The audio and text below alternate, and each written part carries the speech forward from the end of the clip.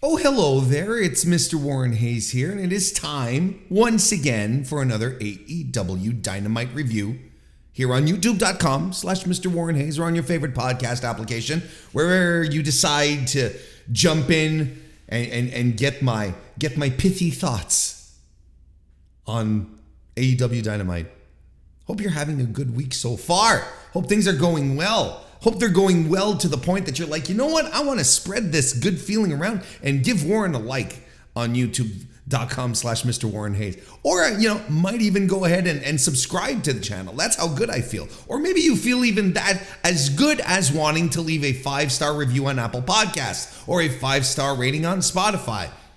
By God, man, those things are fantastic and help out tremendously. I feel if you're having a good week, why not spread that around? And why not position me as one of your top beneficiaries of that good mood, right? Sure.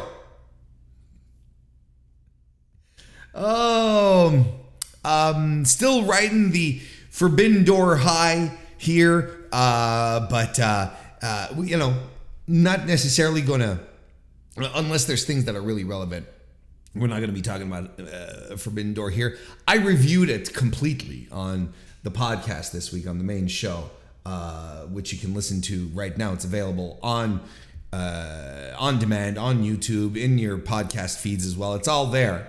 And I talked a substantial amount about it. So it's all right there for your joy, your pleasure, your consumption. I'm excited.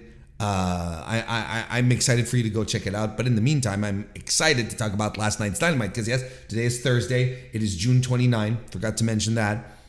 So that means that we are reviewing the June 28 Dynamite, which is the Forbidden Door after show. No, not after. It is the Dynamite after Forbidden Door, which is not really a thing. From Hamilton, Ontario, in the First Ontario Centre. 3,828 tickets, according to WrestleTix, have been distributed for a capacity of 5,278. It's not terrible. It's not great either. It's very much in the in and about the capacities that AEW pull off. And as I'm recording this, tonight is the second Hamilton show, the Collision taping tonight, which a lot of people are anticipating with bated breath because the extremely poor attendance for the show was quite the story. But look, we'll see how it all turns out. There have been more tickets sold. Hopefully the good vibes around Forbidden Door will help. Hopefully CM Punk will help. But I don't know if last night's Dynamite would help push tickets for tonight. I feel like I'm on a little bit of an island in regards to last night's edition of the flagship show, AEW's flagship show. I thought it was a mediocre show. Excellent opener, great finish, main event, I should say. But everything in between was very sloppy. I didn't think it was all that great a show, and I was a little taken aback at how little it really came across as how little it was how little the energy of Forbidden Door carried onto the show. This crowd, I felt this. I felt the vibes were off. Even for a typical Dynamite, I felt the vibes were off. I felt that people looked exhausted. There was just something wrong with last night's show. I didn't care for it, and there's a lot of stuff also that we're going to talk about that wasn't particularly great. And it's weird, like I said, I feel like I'm on an island because, of course, I hang out in the Discord, in the Mr. Warren Hayes Show Discord. Link is in the description if you want to join. You'd be more than welcome to come hang out. And people were very excited for things where I was like, no, this seems kind of bad. This doesn't seem very good to me. That's why I'm saying I feel like I'm on an island here. Look, let's break down some stuff here. Let's get with it. The opener was Jon Moxley defeating Tomohiro Ishii, and hot opener. Jesus Christ, what a great match to start this off. What a match, absolutely ruled. Got me jacked for the rest of the show. They chopped the shit out of each other to start, and Mox's chest is red. Like almost from the get-go. Which is great. And the BCC, the rest of the Blackpool Combat Club, Yuta and Claudio, of course. Danielson's not going to be around, I don't think, for a while with that break that he suffered in his arm. They hover over Ishii, the BCC.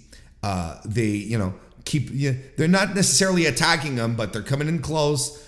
Ref is pushing them away. So Eddie Kingston eventually comes out, sort of even the odds and make sure that they don't get involved. And then the great part of all of this is that throughout the entire time that Eddie Kingston is ringside, Claudio Castagnoli just locks his eyes on him and does not budge. And he is stoic and poker-faced and just like menacing, just keeping his eyes locked on Kingston the entire way. I thought that was great. Ishii hits a superplex, Mox gets a gotch, pile driver in here. Back suplex by Tomohiro Ishii. Mox gets back up. German by Mox. Ishii gets back up. King Kong lariat by Mox knocks Ishii over. Cover by Mox, but Ishii kicks out at one. I'll never get bored of those kinds of sequences. These things rule. These fighting spirit segments. I love this shit. They do some pretty hard headbutts on each other. And Mox gets split open. Hard way, right? Because he has stitches, but they open them up, and Ishii's got blood on his own forehead. And I found the headbutts to be a little rough. And there's a ton of ways you can get hurt in pro wrestling, right? And I think, creating head trauma is one of those easy ways to make it happen, and it can cause serious damage. I wasn't necessarily a fan of this. I don't like, and maybe I still have Katsuyori Shibata too close on the mind, but I don't like stiff, hard headbutts. They always make me, they make my skin crawl because I know how devastating this all can turn out to be. So, but I mean, this was hard hitting and fantastic and brutal and intense, and high elevation Death Rider by Jon Moxley gets the win. And after the match, well, Mox and Eddie Kingston, they jaw-jack at each other. I think it's a nice little interesting wrinkle here in this feud that Kingston has with Castagnoli, right? And you're adding in the Mox situation, and we're not done talking about it, by the way. Of course, if you've watched the show. But it's a nice little wrinkle that they're adding in here. Is like, Eddie still loves Mox. They're still like buds. I mean, look, this match was great. Got me fired up, got that audience fired up.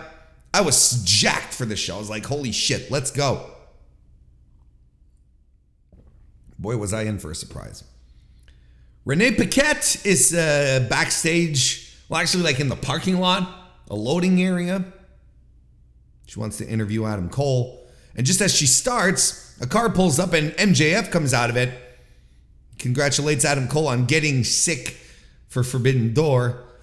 He says, why didn't I think of that? Right?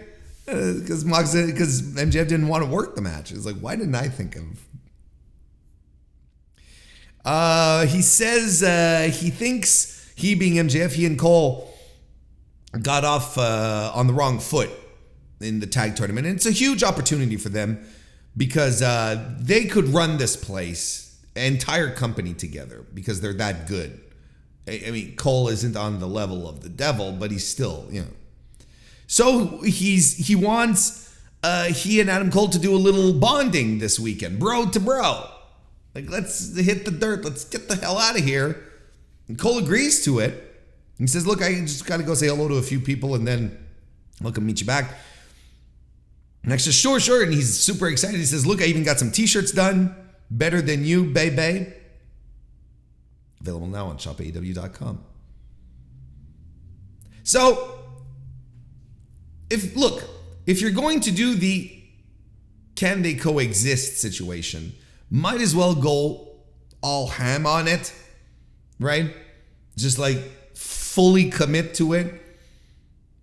And I think two extremely talented personalities like Adam Cole and MJF have the chops to pull it off.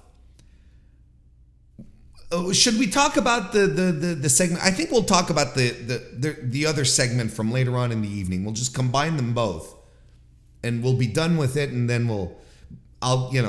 it'll sum up my full thoughts here because I feel like otherwise I'm sort of leaving things behind. A little later on in the evening, Roderick Strong runs into Adam Cole in the same parking lot, right? And he's questioning Cole's sanity for doing this stuff with MJF. But Cole says, don't worry, I'm playing along. I'm just playing along. I've got this, kind of thing. Adding to the idea that Adam Cole knows how to play MJF, right? This is part of the story that they're telling here. And he's questioning Cole's, and Strong says, but what if, we're talking about this now, but what if MJF watches this back? But then MJF arrives and he calls Roderick Strong, hey, generic white guy.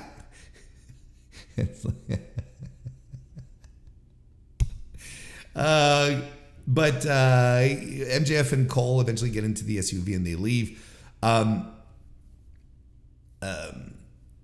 But before leaving, Adam Cole, as MJF is going away, tells Roderick Strong, he ain't watching the show, kind of thing. So I think because when I was looking at this, I was like, these invisible cameras, this thing where, nobody watches the show. Because usually in AEW, if stuff happens on camera, they're going to reference it the next week, right? It's like with Kenny Omega and Don Callis before they split up. When Callis did the fake pinning stuff and all of that, we were like, well, Kenny, aren't you seeing what's going on, kind of thing? And then Kenny the week after was like, yes, I saw it. I watched the tape.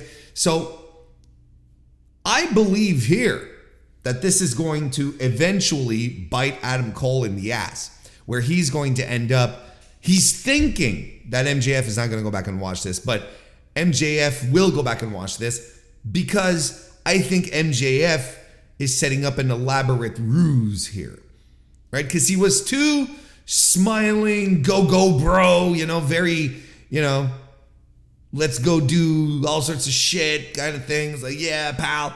He was leaning too hard into this. And I think this is MJF who is going to manipulate Adam Cole this time into doing what he wants, into thinking that they're friends, whatever, so that he can get a mental upper hand. He's going to pay back Adam Cole for Adam Cole playing him like a fiddle. And now that Adam Cole outright said, I'm playing him like a fiddle, or not outright, but he implied it, right? Oh, I'm just going to go along with this, we'll see, kind of thing.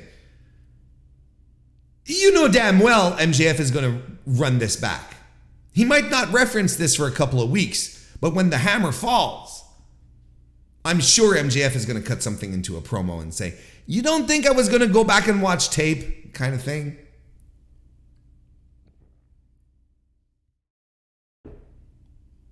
Because this is going to work for a while, but it's not going to ultimately work. Like I said last week, I think MJF, and I wouldn't be surprised if they being Cole and MJF, I wouldn't be surprised that they make it to the finals, that they fight FTR, but MJF throws the fight because he doesn't care, because he's the world champion. That's the only title that matters to him. He doesn't want any of this stuff. And he'll throw the fight and he'll fuck over Adam Cole. So I think that's very interesting. I think it's an interesting way to approach it, and hopefully it will be good. But I like I said, I already find this to be interesting. So we'll see. Renee Paquette is backstage, and she's with the Blackpool Combat Club, and she's just like, Mox, what the hell is going on? And they're like, oh shit, we're getting some. I thought this was interesting, right? Where she's not like doing her professional setup with the microphone. You know, this is her, her crazy ass husband. And she's like, why did you headbutt that guy? No, she didn't say that. But, and she just drops the act and she's like, Mox, what the fuck is going on? She didn't say fuck. The BCC look on at this, and then Eddie Kingston arrives. And he says, look, I saved you from the Bucks at Forbidden Door because nobody kicks your ass but me. And then he continues accusing him of running with scumbags like Claudio.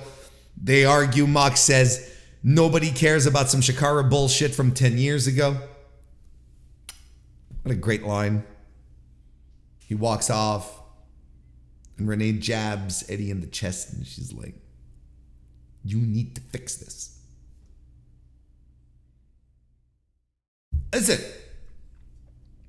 continuously, perpetually, the Blackpool Combat Club stuff on AEW television has been the most consistent, best stuff in the entire company. It has never wavered. It has never been, it's always been good to excellent. And we're continuing here. I don't know what the wrinkles here are. I don't know what it implies. But this is all really fucking good shit, pal. We get video of Kenny Omega talking about his loss this weekend, saying that Will was the better man. But most importantly, Kenny Omega saying, we're not done yet. There you go. El Hijo del Vikingo, Keith Lee and Orange Cassidy defeated the Jericho Appreciation Society trio of Angelo Parker, Matt Menard, and Daniel Garcia. This match was a bit of a miss, wasn't it? Bit of a miss. Vikingo is babyface in peril pretty much for the entirety of the match, but this was the most tepid Vikingo performance I have seen in a while. Now, on top of that, there was a bit of a botch where Keith Lee was supposed to catch Vikingo off of a Tope con Hilo and then use him like as a weapon to swing at the other dudes. They did it anyway. You know, when Keith Lee sort of recentered himself, whatever, and he picked up Vikingo and they did the spot. And it was like, oh, that's what they were supposed to do. This really didn't have the energy, and it felt off, and it felt sloppy. I guess the work was okay in general. I don't know.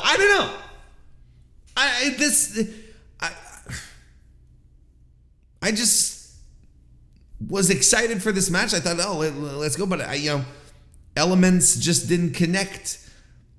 Things just didn't feel fun. And the work, I guess, was okay, like I said, but felt sloppy. I don't know. Keith Lee lands the jackhammer for the win. Didn't do much for me. We're backstage with the Hung Bucks, who are putting up a trios open challenge, and then the Dark Order arrive. They're a little bitter about Hangman Adam Page not giving them any news, not calling them for a month or hanging out with them, just to go, run back to the Young Bucks, right? Scorned lover type of thing. Page says, look, it's not about them being the Dark Order. It's about fighting the BCC. And Reynolds eviscerates him when Page says, what am I, your babysitter? And he says, oh, is this what it was? We were your friends. We were there when you were at your lowest point, brother. And I'm like, ooh. That's gonna stab our millennial cowboy right in the heart here. We get a recap of Bryan Danielson beating Kazuchika Okada with a broken freaking arm. I'm not doing that ever again. I cannot stand that. I think it was funny, like the first 5 times I heard it, but then it's brought up every single time when it comes to Kurt Angle. And with a broken freaking neck, and always in that cadence. And I'm like, all right.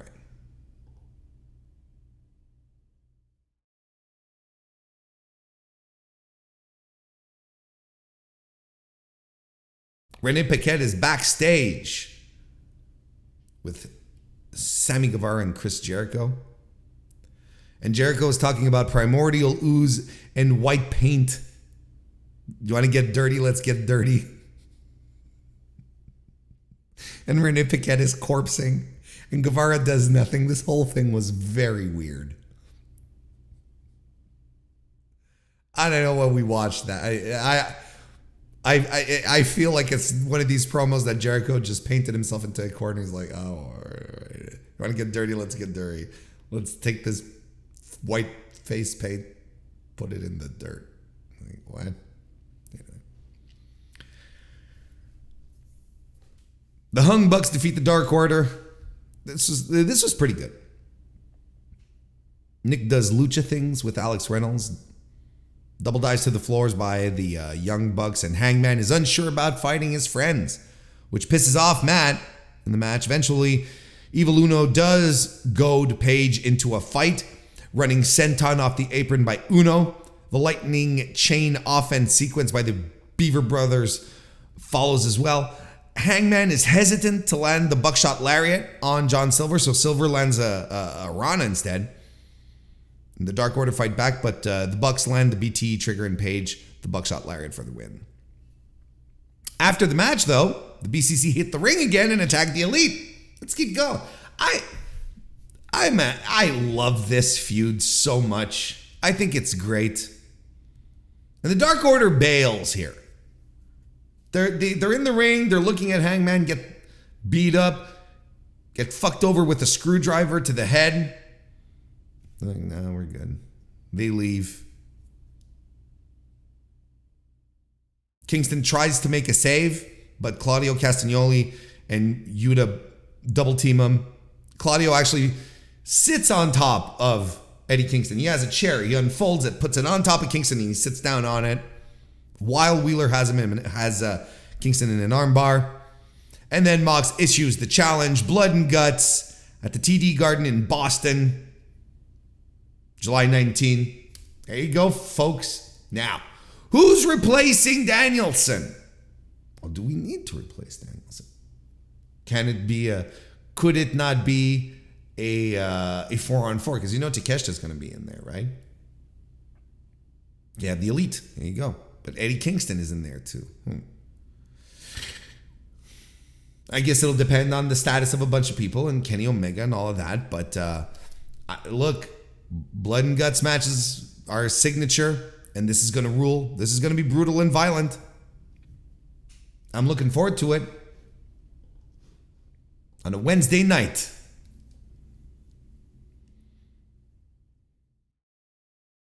We get a hype reel for the men's Owen Hart Foundation tournament. Same one that we got at Forbidden Door. And then Jack Perry comes to the ring. He says to stop the music. He says we're never hearing Tarzan Boy again because we've ruined it for him. Says he has a car ready to take him to the airport, and the crowd here will all be stuck with the wildfires. And I'm like, oh, that's not a good burn. Pun not intended.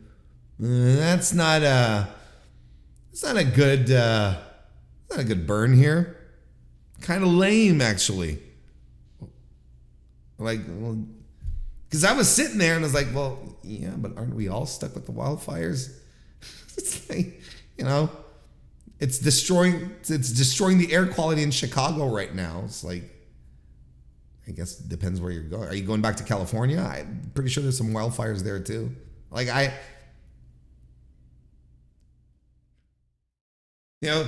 but you're still going to be here stuck with the Maple Leafs, but he's in Hamilton, stuck with the Hamilton Tiger Cats of the CFL.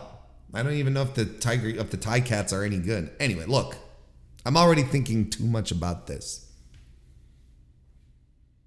He gets in the ring. He says he's still young, chasing fat checks and banging the hottest bitch in the entire company.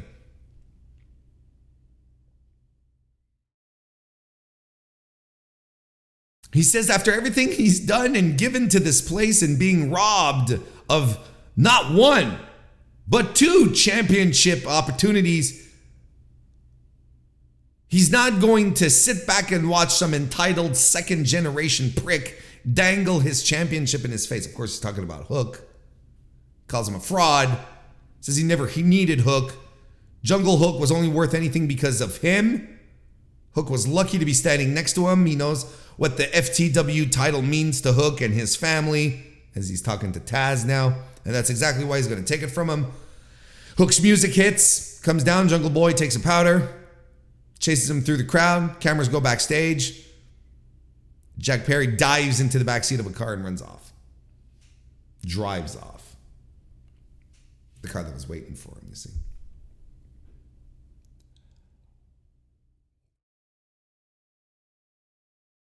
Warren, oh yes. What did you think of promo? Did you not think he's excellent? No. I don't know why I did that. No, listen, I don't. I was looking forward to seeing Jack Perry take over a heel mantle here. I was excited to see what he was going to do with it. I really was excited to see how he was going to undertake all of this. But it turns out that he didn't have much, did he? I thought this felt rehearsed. It felt contrived. Didn't feel natural. We are going to have to come to accept that unless he keeps putting in the work and, we see in a couple of years from now, but as it stands right now, I do not see the world championship ceiling in Jack Perry moving forward. I don't think he's got it. I think he's missing this crucial, essential part, which is picking up a mic and getting the crowd behind you, either for or against.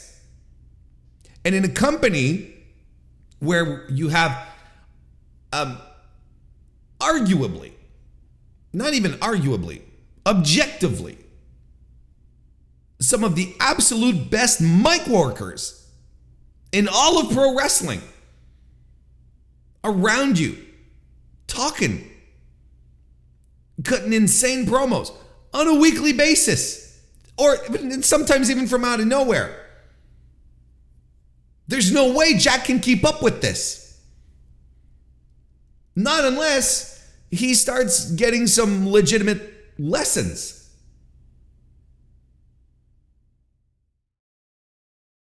Because this was not good.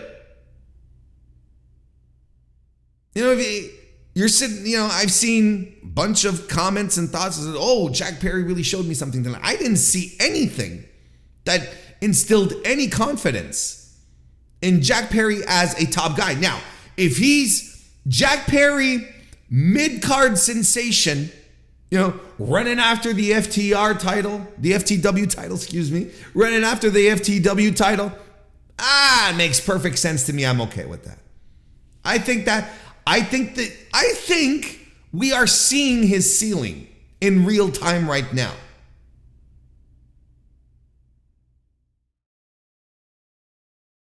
And again, I kind of feel alone here,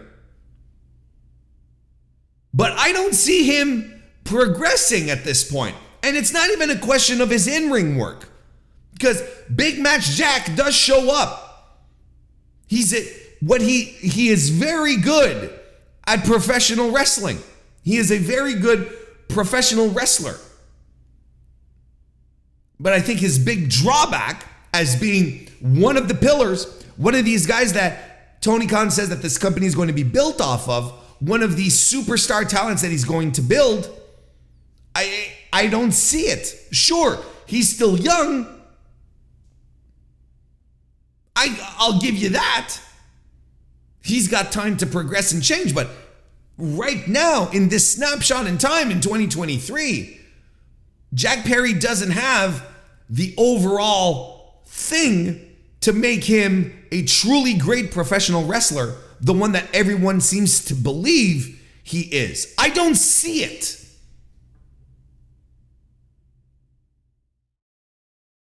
I think the best thing that can happen for him right now is what I spoke about on Tuesday on the podcast. He should win the FTW title, and then Christian Cage should come out and welcome him back to the fold. Come out, arms wide open, give him a big hug, say word for word, "Welcome back, son." And then have the delicious irony of having those three guys, Cage, Luchasaurus, and Perry, back together as a trio, as a unit, with Christian Cage doing the talking and a smattering of Jack Perry here and there. Because here, it was contrived. Everything was, you could feel the moments that were scripted. Look around at the audience, right? The only organic moment that he had was when he told the audience to shut up because the audience was getting a little loud. It seemed to have worked with the Hamilton crowd.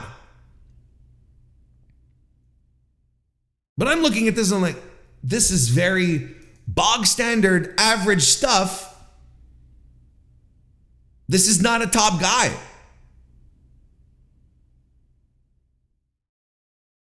We can, as Alexa Bliss once told us, we can let this play out. We can see how it goes.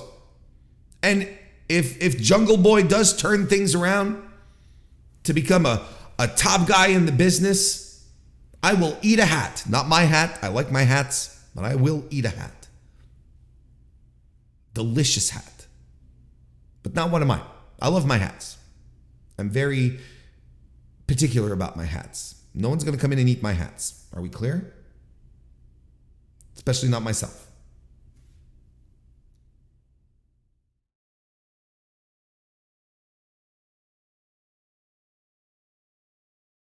So,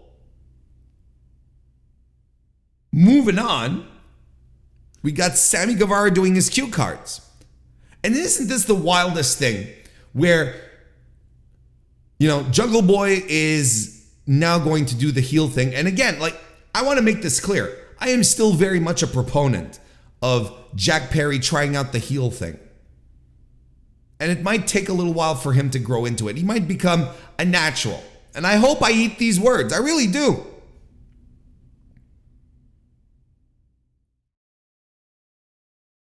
But I want to make clear that I'm still in support of a Jack Perry heel turn. Absolutely. And then after that, we get Sammy Guevara continuing his babyface turn, which I still don't understand. I still don't get it. I don't know why TK wants to babyface this guy so hard.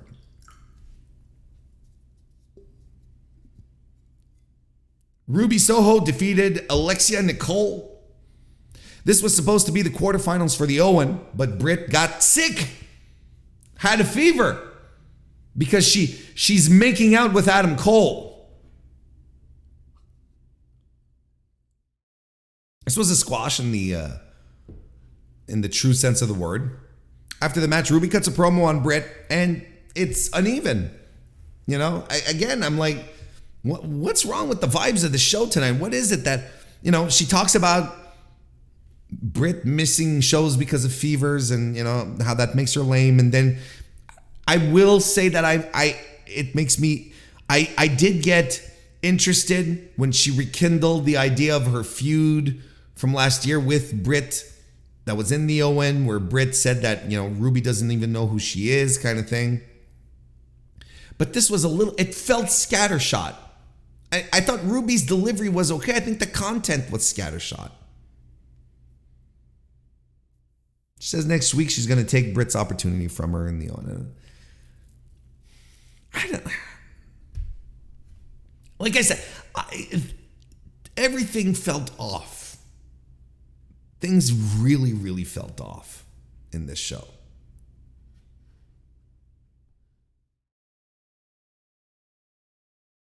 We get a recap of Anthony Bowen's from Rampage. Wanted to make sure people saw that because I think it is a great moment. The audience chanting positively. He's gay. He is gay. That was great. And John Morrison is on my television set. And he says, Matt Hardy and Isaiah Cassidy are going to fight him and someone else from QTV on Friday. And I'm like, my God, man.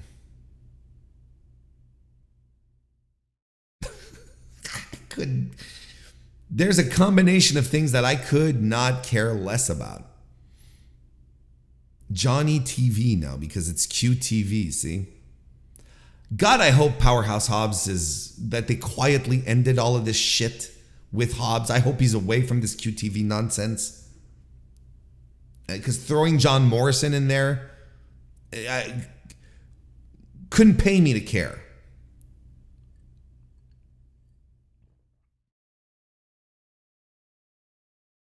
And then the main event, the Tornado Tag Match, where Darby Allin and Sting defeated Chris Jericho and Sammy Guevara, Le Sex Gods. This was a good match to finish up this Dynamite, and a match that got real wild, right? Because I felt everything was pretty conventional at first, and you know, you're setting the tone and whatnot.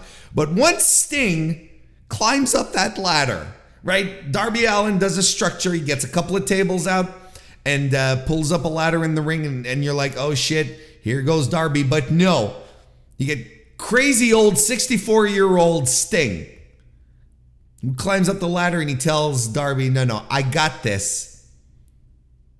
While Sammy Guevara's on the tables on the floor. Jumps right off them. I loved the spot. I loved it. Sting shouldn't be doing this. You tell him. You tell him. You go up to this man and tell him, you know, you shouldn't be doing this.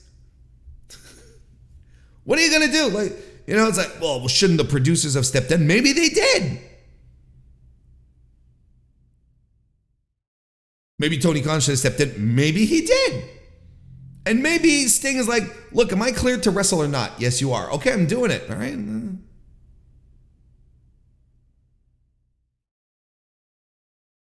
He walked away fine from it. And then, look, from the angle they had it, we'll agree, the bump looked pretty ugly. Right? The way his head sort of janked back on impact, it didn't look great. But,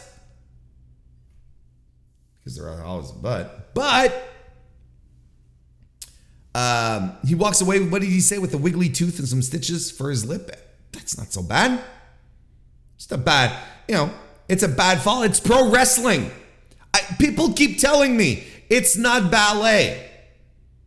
But the people who say it's pro wrestling, it's not ballet, when it comes to AEW, I find, they don't pull that one quite often. It's like, oh, this is horrible and a mishmash and people should be. And yet, these are the same people who will tell you it's not ballet, pal. And I've said this before, but I feel it's been a while. Let me remind you that people who do ballet are fucking tougher than you. Because I've known people who have done ballet, men and women, and they are the most physically toned tough sons of bitches out there. I would like to see you. It looks delicate. That's the idea. But I would like to see you or any pro wrestler try to fucking do what they do. I understand where the comparison comes from, but when you think, or what it's supposed to mean, I should say, but when you think about it for more than 2 to 3 seconds, you start to understand that ballet dancers are insanely fit and trained and strong and have incredible cardio and endurance. They put their bodies through hell to do what they do. Trust me. It's not ballet. And look, you know the thing right here, right? So you'll have a bunch of pearl clutchers who'll be saying, "Oh, you got hurt." But then in a couple of weeks, they're going to pull out it's not ballet to defend their own promotion or whatnot, which is a stupid argument because it is not ballet. It is. That's right. You're right. It is pro wrestling. And this kind of shit happens in pro wrestling. Now, was I sitting on my chair with my hands over my head saying, "Jesus Christ, Sting"? Yes, I was. And it was cool. And if you don't think that Sting doesn't realize that this is the reaction that he's getting, I don't know what to tell you. You must be new to pro wrestling as well.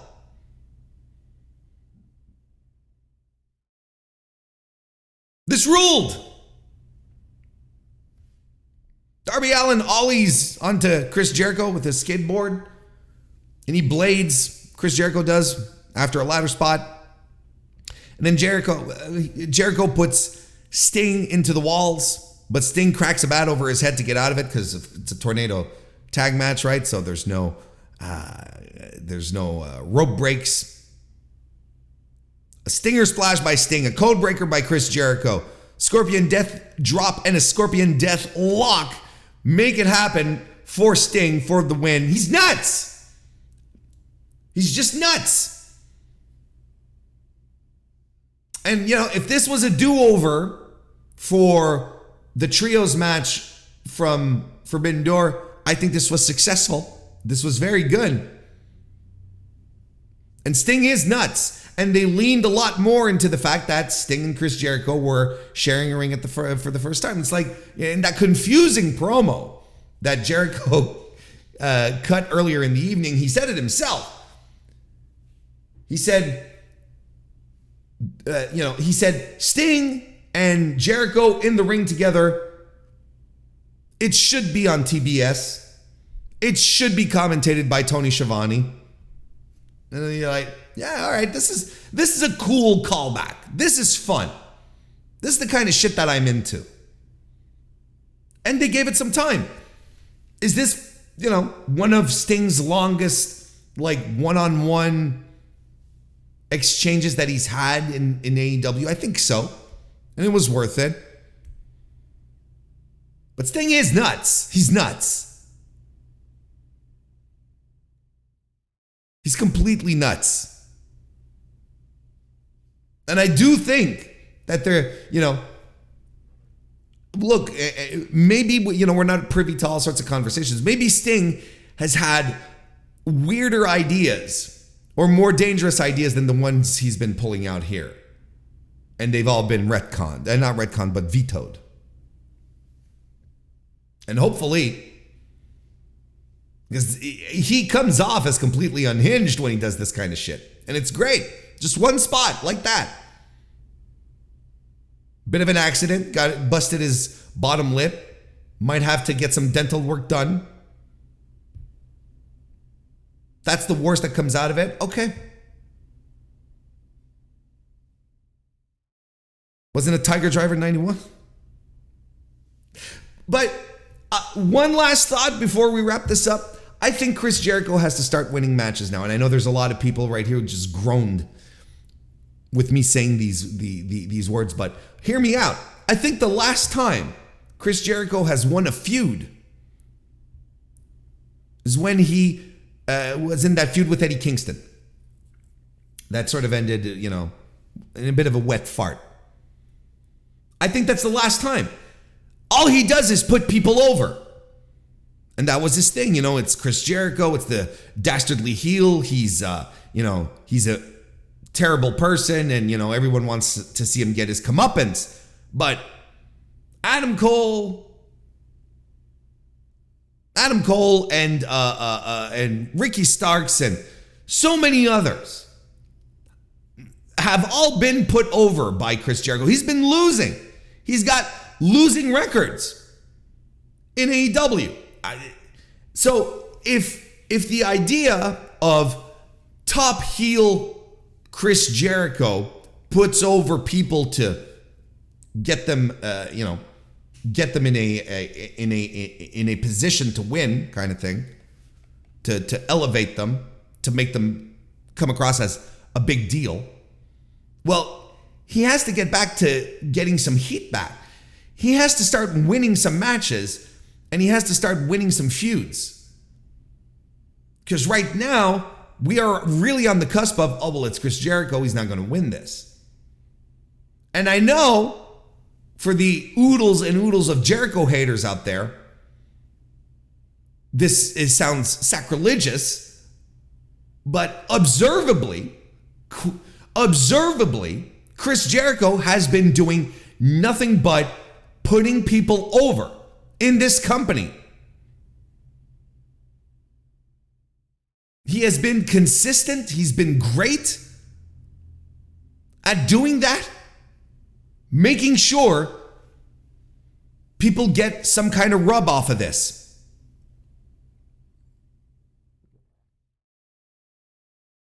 Nothing but great.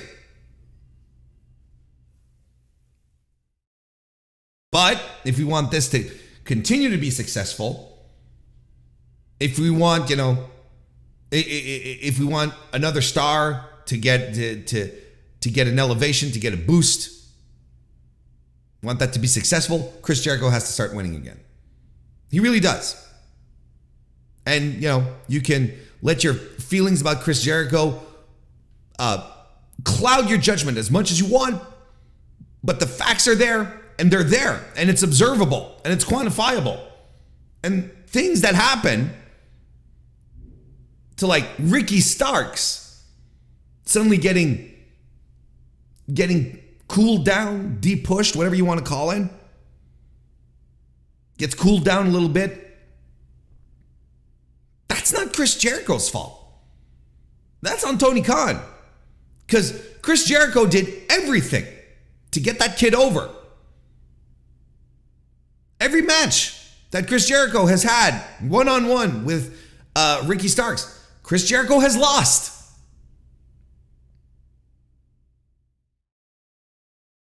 So if the follow-up stinks, it ain't Jericho's fault. You can't put that on him.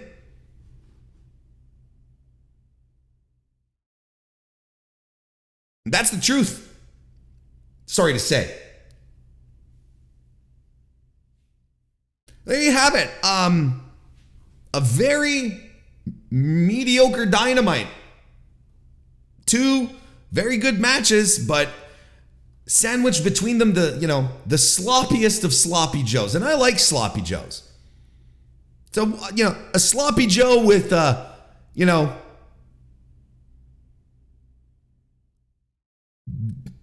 defrosted and refrosted, then defrosted ground chuck, and with ketchup, without really any, that's the sauce, without any real spices or make it taste good. Just just rolling in your mouth as you're chewing it. That kind of sloppy joe. Not a good sloppy joe.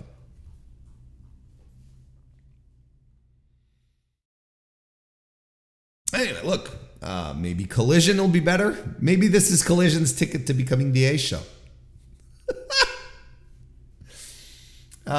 Speaking of Collision, I will be back on Sunday for my Collision report review. It's not a report, it's a review. So we'll be doing that, of course, on Sunday, the day after. And I will also be back on Tuesday for another edition of the Mr. Warren Hayes Show. We're going to be reviewing Money in the Bank 2023. So that'll be something. But in the meantime, leave a like if you haven't already. And a subscription on YouTube as well would be great. Some 5-star ratings and 5-star reviews on the podcast side of things would be great. I hope you all have a great rest of your week. Thank you once again for listening, and I will see you next time.